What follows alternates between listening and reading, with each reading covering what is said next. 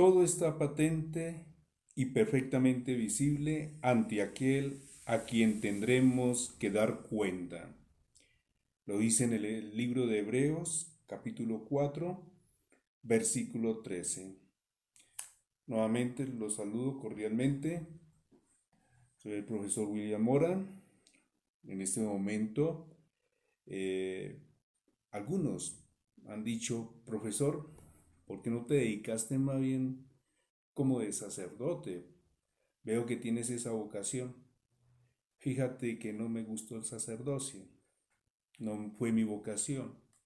Mi vocación fue la electrónica, la física, el área de la ciencia. Esto lo hago como si fuera una pequeña catequesis, ¿sí? Y algunos se disgustan por los temas. Entonces yo le digo, pues disgústense con San Alfonso María de Ligorio, ¿sí? Para quienes no conocen a San Alfonso María de Ligorio, voy a darles una pequeña introducción, incluso lo pueden encontrar en Wikipedia, una página de la cual obviamente ustedes tienen que colaborar también, dar aportes, porque la mayoría se apoyan en ella y ellos obviamente tienen todos los escritos de todos los libros que antiguamente nosotros teníamos.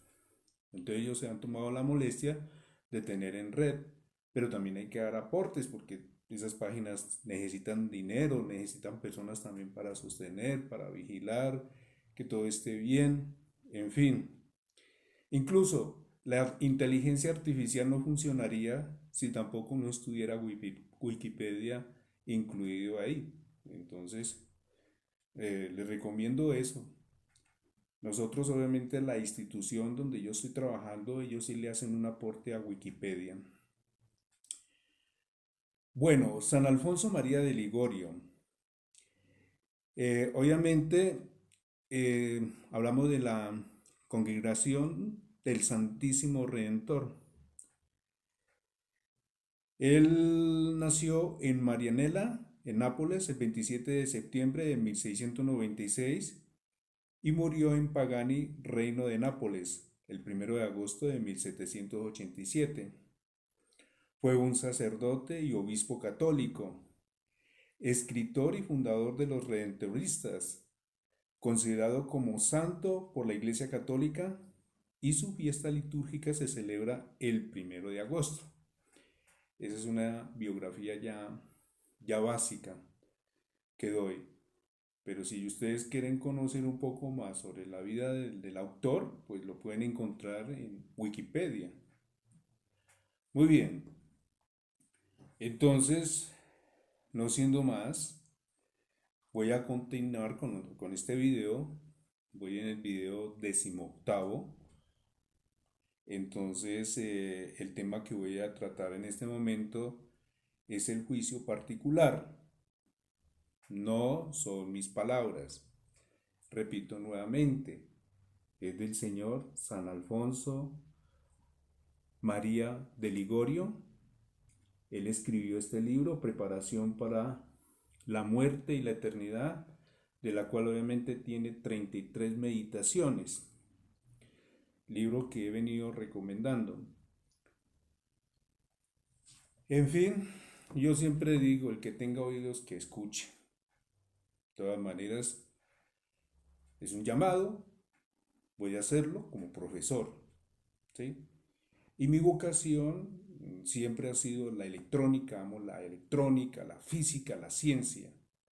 Pues eso también hace parte de uno, porque pues, obviamente soy católico, pues también tengo que conocer un poco de mi fe. Pero mi vocación no fue ser sacerdote. Bien, continuamos con la meditación número 24. Ya casi voy terminando el libro. Voy a ver si le trato de cumplir a estas dos personas que son los que me han seguido más y que están muy contentos obviamente con la información. Iniciamos con la página 261 y termino con la página, venga a ver, 270. Inicio con la 261, repito nuevamente, y termino con la página 270. Entonces, meditación 24. el juicio particular. Es necesario que todos nos presentemos ante el tribunal de Cristo, para que cada cual reciba, conforme a lo que hizo durante su vida, el bien o el mal. Y está escrito en la segunda de Corintios, capítulo 5, versículo 10. Primero, nuestra propia presentación ante el divino tribunal. Dicen los santos que cada cual es juzgado por Jesucristo en el mismo momento en el que muere, y allí, en el mismo sitio en el que sucede su muerte. Y San Agustín añade, para los que se dedicaron a hacer el bien, vendrá lleno de bondad y de amor. Para los que se dedicaron a obrar el mal, vendrá con severidad y llenándolos de gran temor. El profeta Nahum se presenta. ¿Quién será capaz de estar sin temor ante un Dios disgustado por nuestro mal proceder? Y lo dice en el libro de Nahum, capítulo 1, versículo 6. La carta a los hebreos dice, todo está patente y perfectamente visible ante aquel a quien tendremos que dar cuenta. Lo dice en el libro de Hebreos, capítulo 4, versículo 13. Allí toda nuestra historia aparecerá transparente. El padre Ancina se convirtió al oír cantar aquel famoso himno llamado Dies Irae, en el cual se dice lo siguiente: yo temo al juicio severo, al examen justiciero del divino Redentor. Un libro será llevado donde figura anotado todo lo que hay que juzgar. Todo quedará patente cuando en el trono se siente el Rey del juicio final. ¿Qué diré yo miserable? ¿Quién me será favorable si aún el santo siente temor? El padre de la Puente temblaba de pies a cabeza cuando pensaba en el juicio que le esperaba al fin de su vida. Un santo antiguo respondía a quien le preguntaba en qué pensaba cuando meditaba: me estoy preparando al juicio al cual todos debemos comparecer y en el cual tendremos que rendir cuenta exacta de nuestras acciones.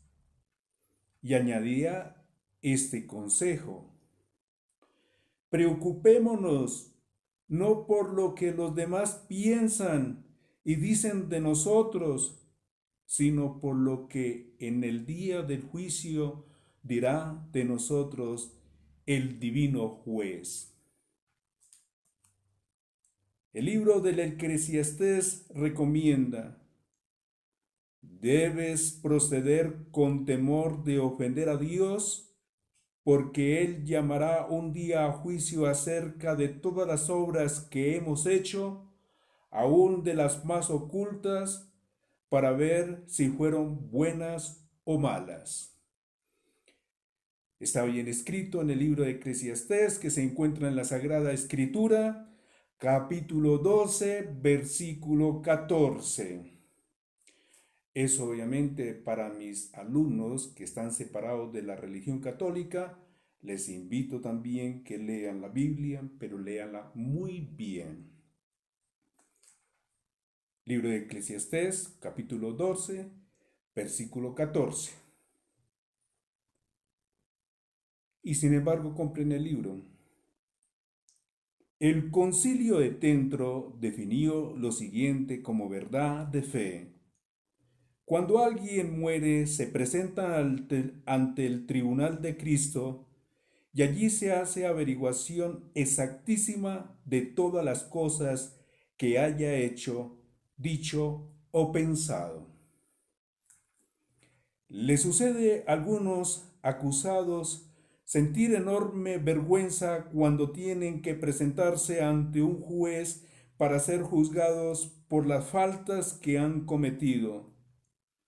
Se cuenta en la historia de San Francisco de Sales que el compañero de este santo, al ver que tenía que dar un examen de teología ante el sumo pontífice en persona, cayó desmayado del puro susto.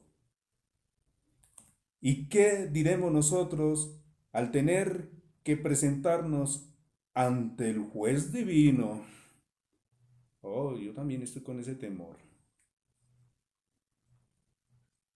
Por eso dice la imitación de Cristo: pecador, tú que temes el rostro de un hombre airado, ¿qué responderás al juez divino que sabe todas tus maldades? En todo lo que dice y haces y piensas, mira al fin que te espera y en cómo estarás ante aquel juez tan justo. ¿Por qué no te previenes para ese día del juicio, arrepintiéndote de tus pecados y haciendo muchas buenas obras y evitando todo lo que ofende al Señor? Y lo dice en el libro de Lamentaciones, capítulo 1, versículo 24. Repito, en el libro de Lamentaciones, capítulo 1, versículo 24. Bueno, en esto también se puede uno llegar a equivocar. Cuando el libro del Génesis, que cuando José en Egipto dijo a sus hermanos: yo soy José a quien ustedes vendieron. Ellos sintieron un terror tan grande que se quedaron inmóviles y mudos. Y algo semejante le sucederá al pecador cuando Jesús se le presente como alguien a quien él ofendió mucho durante su vida y a cuyos consejos e inspiraciones no quiso obedecer. Oh Jesús, tu nombre significa el que salva de los pecados. Tú moriste en la cruz por salvarme. Yo te digo con el himno Dies Irae: por buscarme te has cansado, por salvarme te han clavado. ¿Será inútil tu pasión? Justo juez, por tu clemencia, haz que logre tu indulgencia, haz que alcance tu perdón. Perdóname ahora, antes de que vengas a juzgarme. Inspírame un gran arrepentimiento de mis pecados y firmes y eficaces propósitos de enmendarme. Te suplico con el Salmo 50. Misericordia, Dios mío, por tu bondad, por tu inmensa compasión, borra mis culpas. María, Madre de Misericordia, abogada y refugio de pecadores, alcanzarme de tu Hijo, que yo me arrepienta de todas mis maldades y que consiga el perdón de todas ellas. Segundo, la acusación del reo. Repito, segundo, la acusación del reo. El profeta Daniel describe así la llegada de Jesús. Apareció el Hijo del Hombre en medio de gran majestad, y fueron abiertos los libros para juzgar. Y lo dice en el libro de Daniel, capítulo 7. Y San Juan en el Apocalipsis añade, libro que algunos malinterpretan, hasta algunos católicos.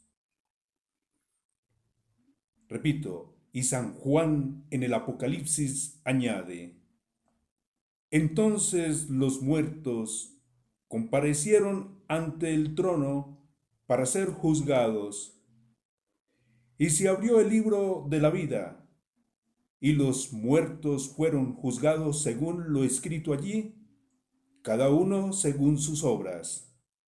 Apocalipsis capítulo 20, versículo 12. Como nos dan deseo de exclamar con el salmista, no llames a juicio a tu siervo, Señor, pues ningún hombre vivo es inocente frente a ti. Lo dice en el Salmo 142. Dos serán los libros que se abrirán para juzgarnos. El Evangelio, donde está escrito todo lo que teníamos que hacer, y la conciencia, donde está grabado todo lo que hicimos. Allí no se va a tener en cuenta a nuestro favor el que hayamos sido más ricos o más sabios o más famosos o más llenos de cualidades físicas, sino solamente nuestras obras, las buenas y las malas. Eso es lo que quiere decir en ese capítulo 20, versículo 12 del Apocalipsis. Y lo más peligroso es que se puedan repetir para nosotros aquellas palabras que dijo Dios por medio del profeta Daniel al rey Baltasar. Ha sido pesado y se ha encontrado que no tenías el peso necesario de las buenas obras. Y lo dice en el libro de Daniel, capítulo 5, versículo 27. Voy a leer nuevamente esa partecita. Es importante. Póngale mucha atención. El profeta Daniel describe así la llegada de Jesús. Apareció el Hijo del Hombre en medio de gran majestad y fueron los libros para juzgar. Y lo dice en Daniel capítulo 7. Y San Juan en el Apocalipsis añade, entonces los muertos comparecieron ante el trono para ser juzgados, y se abrió el libro de la vida, y los muertos fueron juzgados según lo escrito allí, cada uno según sus obras. Apocalipsis 20:12. Ahora aquí nos dan a entender qué es lo que nos dice en esos dos anteriores libros. ¿Cómo nos dan deseos de exclamar con el salmista? No llames a juicio a tu siervo, Señor, pues ningún hombre vivo es inocente frente a ti. Salmo 142. Dos serán los libros que se abrirán para juzgarnos. Ojo aquí, dos serán los libros que se abrirán para juzgarnos. El Evangelio, donde está escrito todo lo que teníamos que hacer, y la conciencia, donde está grabado todo lo que hicimos. Allí no se va a tener en cuenta a nuestro favor el que hayamos sido más ricos o más sabios o más famosos o más llenos de cualidades físicas, sino solamente nuestras obras, las buenas y las malas. Y lo más peligroso es que se puedan repetir para nosotros aquellas palabras que dijo Dios por medio del profeta Daniel al rey Baltasar. Ha sido pesado y se ha encontrado que no tenías el peso necesario de las buenas obras. Y lo dice en el libro de Daniel, capítulo 5, versículo 27. Así que a aquel señor no se le dijo que se había pesado el dinero que tenía a los altos cargos que ostentaba, ni las cualidades físicas de que gozaba, sino las obras que hizo. Perdón. San Agustín afirma: en aquel momento sentiremos a nuestra conciencia que nos recordará las palabras que hemos dicho, las provechosas y las dañosas. La memoria irá recordando las obras que hicimos, las buenas y las malas, y el día y la hora en el que las hicimos. Por nuestro pensamiento pasarán las promesas que hicimos y el modo como la cumplimos. Y el sabio Orígenes enseña que nuestro ángel de la guarda recordará las buenas inspiraciones que recibimos y nosotros tendremos que responder del modo como las aceptamos o las rechazamos. Y hasta nuestras miradas, las convenientes y las inconvenientes. Dice San Gregorio: los que son prudentes piensan frecuentemente en el juicio que les va a hacer nuestro Señor en el día de su muerte y procuran prepararse cada día para ese juicio. Y si a veces no tienen muchas malas obras que les angustien, si les afana el recordar sus pensamientos no mortificados y en el bien que pudieron hacer y no hicieron. San Arsenio, gran penitente, sentía temor al juicio cuando estaba moribundo. Los discípulos le preguntaban: ¿y a esta hora todavía temes? Y el santo les responde: no se les haga raro, ese temor no es nuevo en mí, siempre lo he tenido. Si tanto temen los santos el presentarse ante el juicio de Dios, ¿qué diremos los pecadores?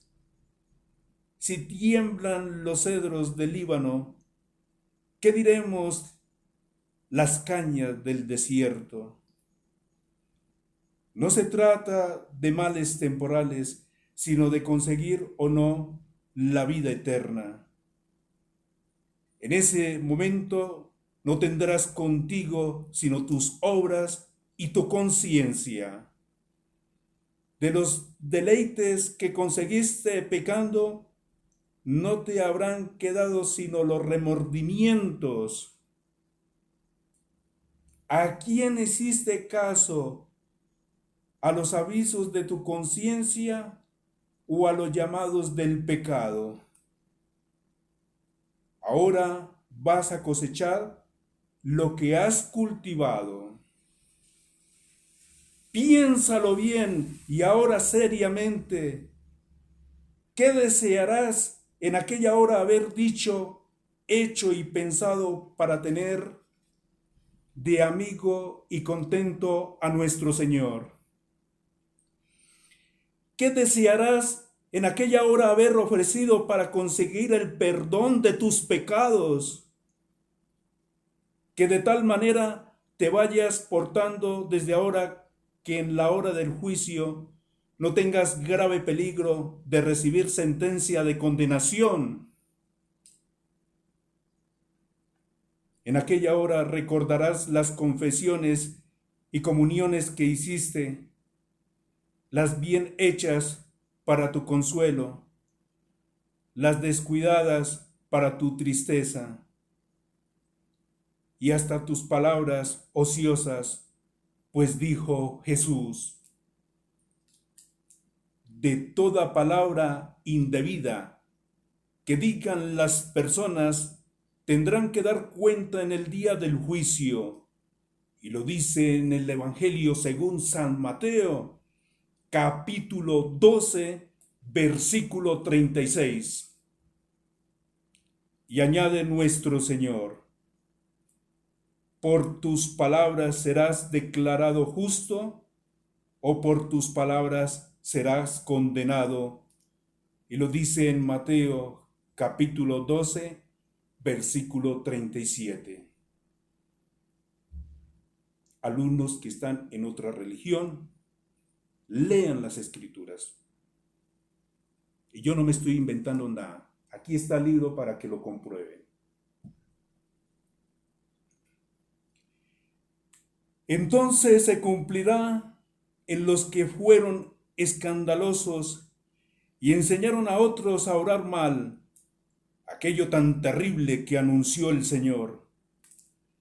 A quien escandalice a uno de esos pequeñuelos, más le valiera que le ataran una gran piedra al cuello y lo echaran al fondo del mar. Y lo dice en el Evangelio según San Lucas, capítulo 17, versículo 2. Repito, Evangelio según San Lucas, capítulo 17, versículo 2. San Pedro exclama asustado en una de sus cartas, llega el tiempo del juicio, y si el justo a duras penas logra salvarse, ¿qué será de los que se dedican a vivir en pecado y sin interesarse por Dios?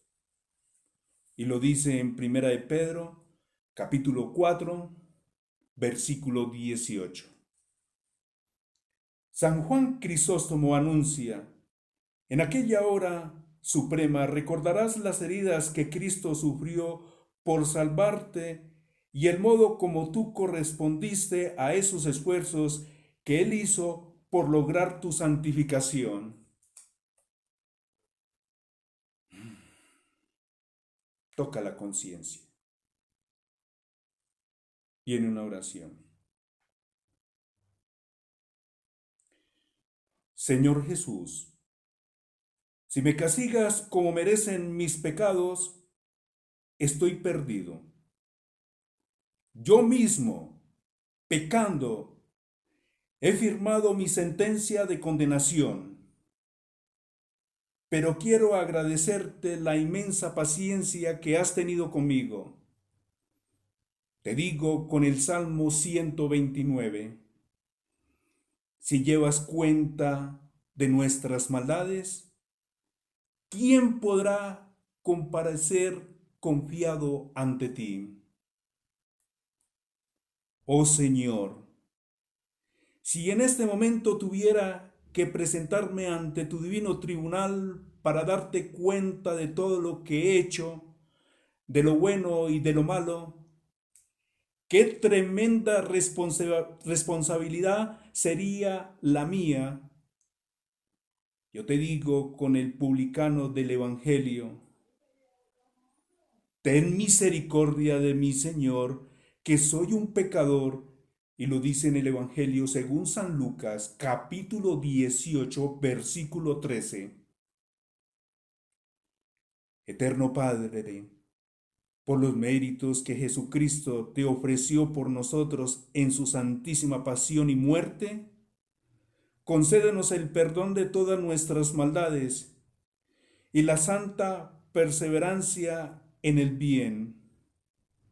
Oh María, abogada nuestra, vuelve a nosotros esos tus ojos misericordiosos, y al ver nuestra gran miseria espiritual, ruega por nosotros, pobres pecadores, ahora y en la hora de nuestra muerte. Amén.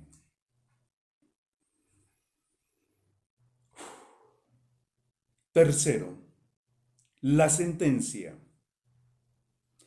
San Pablo dice que Dios nos destinó a copiar cada uno lo mejor posible en su propia vida. El modo de comportarse Jesús a reproducir la imagen de su Hijo. Y lo dice en Romanos capítulo 8, versículo 29. Así que con la vida de Jesús puede ser que sea comparada la nuestra, y con el comportamiento del Hijo de Dios se comparará nuestro comportamiento. Cuanto más nos parezcamos al obrar de Jesús, más premio tendremos. Nos toca repetir las palabras de Job. ¿Qué hacer cuando Dios se presente a juzgar y cuando se dedique a investigar? Y lo dice en el libro de Job, capítulo 31, versículo 14. Dice que el emperador Felipe II le dijo muy disgustado a uno de sus empleados: tantos favores que yo le he concedido y usted, en cambio, se ha dedicado a engañarme y hacer lo que a mí me desagrada. Y que aquel empleado sintió tal tristeza al oír tan serio regaño que sufrió un ataque al corazón. ¿Y qué sentiremos nosotros cuando Jesucristo nos diga también algo parecido o nos repita con el profeta? ¿Qué más habría podido hacer a favor tuyo que no lo haya hecho? ¿Y por qué entonces me has correspondido de esta manera?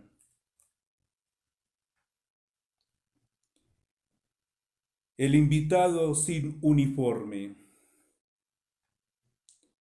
A cualquiera de nosotros nos puede suceder lo que le sucedió a aquel invitado que cuenta el Evangelio, el cual llegó al banquete que ofrecía el rey y no quiso ponerse el uniforme lujoso que ofrecía en la puerta del palacio, sino que se sentó a la mesa así de andrajoso y de sucio como estaba, y entonces el rey se le enfrentó muy disgustado y le dijo: ¿cómo se ha atrevido a presentarse en mi banquete sin el uniforme de gala que aquí se exige? Y lo mandó a echar a las tinieblas, donde será el llorar y crujir de dientes. Y lo dice en el Evangelio según San Mateo, capítulo 22, versículo 12. El uniforme es la gracia de Dios, las buenas obras. Una de estas dos sentencias. Jesús en el Evangelio de San Mateo dice que en el juicio dictará una de estas dos sentencias. A los que se dedicaron a orar el bien les dirá: venid benditos de mi Padre a gozar del reino que os está preparado desde el principio del mundo. Y a los que se negaron a hacer el bien que debían hacer les dirá: id malditos al fuego eterno preparado para el demonio y sus seguidores. Y lo dice en el Evangelio según San Mateo, capítulo 25, versículo 40 y siguientes. Estimados alumnos, como profesor con todo el corazón, ¿qué es lo que ustedes leen? Con todo el respeto, con todo el amor. Yo no soy una persona fácil. A mí me gusta investigar. Por eso es que a mí no me convence nadie. ¿Cuál de esas dos sentencias será dictada para cada uno de nosotros? De nuestro comportamiento depende. Vayamos preparando con nuestras buenas obras la sentencia que nos va a ser más favorable. Pero empecemos a prepararla ya desde ahora, desde hoy mismo. Santo Tomás de Villanueva decía entristecido: ¿con qué indiferencia oímos hablar del juicio que nos espera, como si no fuéramos a ser nosotros los que vamos a ser juzgados? Qué imprudencia estar expuestos a tan peligroso riesgo y seguir pecando tranquilos. Vuelvo y le repito lo que dijo Santo Tomás de Villanueva. Decía entristecido: ¿con qué indiferencia oímos hablar del juicio que nos espera, como si no fuéramos a ser nosotros los que vamos a ser juzgados? Qué imprudencia estar expuestos a tan peligroso riesgo y seguir pecando tranquilos.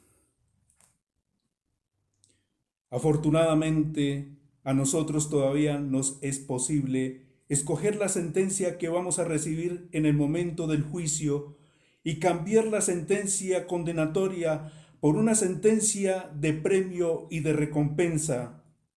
Como buenos negociantes, todavía podemos revisar nuestras cuentas y arreglarlas antes de que llegue la hora del fallo del tribunal.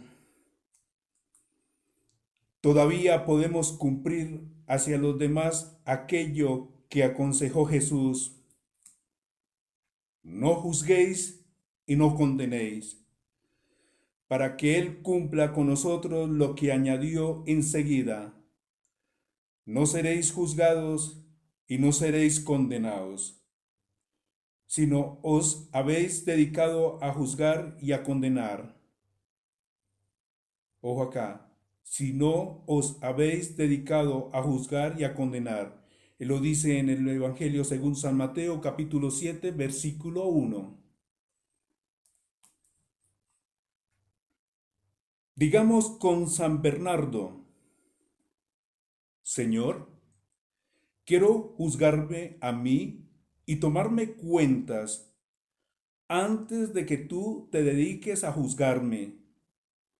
Te pido perdón ahora antes de que dictes sentencia contra mí. Quiero aprovechar este tiempo que aún me queda de perdón y de misericordia. Lo dijo San Bernardo. Está bonito, lo voy a volver a repetir. Digamos con San Bernardo: Señor, quiero juzgarme a mí y tomarme cuentas antes de que tú te dediques a juzgarme. Te pido perdón ahora antes de que dictes sentencia contra mí. Quiero aprovechar este tiempo que aún me queda de perdón y de misericordia. Viene una oración. Jesús misericordioso, quiero aprovechar este tiempo que aún me queda de vida para aplacar el enojo y disgusto que te he proporcionado con mis pecados. Padre Celestial, lo mejor que tengo para ofrecerte por mis pecados es lo que tu Hijo Jesús ganó para nosotros con su vida, pasión, muerte y resurrección. Y esto te lo ofrezco una y mil veces por mis pecados. Bueno, ya finalicé la página número 270. Hay un mensaje muy bonito donde dice aquí en la página 270, Jesús, el que salva de los pecados. Está bonita la oración, voy a repetirla. Jesús misericordioso, quiero aprovechar este tiempo que aún me queda de vida para aplacar el enojo y disgusto que te he proporcionado con mis pecados. Padre Celestial, lo mejor que tengo para ofrecerte por mis pecados es lo que tu Hijo Jesús ganó para nosotros con su vida, pasión, muerte y resurrección. y esto te lo ofrezco 1,000 veces por mis pecados. Antes de esta hoja también tenemos otra bonita aquí. Y dice lo siguiente: oh María, Madre mía, oh consuelo del mortal, ampárame y guíame a la patria celestial. Y aquí tenemos otro también que dice: Cristo me amó y se sacrificó por mí. Bien, eso es todo. Muchas gracias por su atención. No peleen con mí, peleen con el autor de esta obra. Yo solamente presto mi voz. Un bendecido día, noche, mañana para todos. Nos vemos en un próximo video.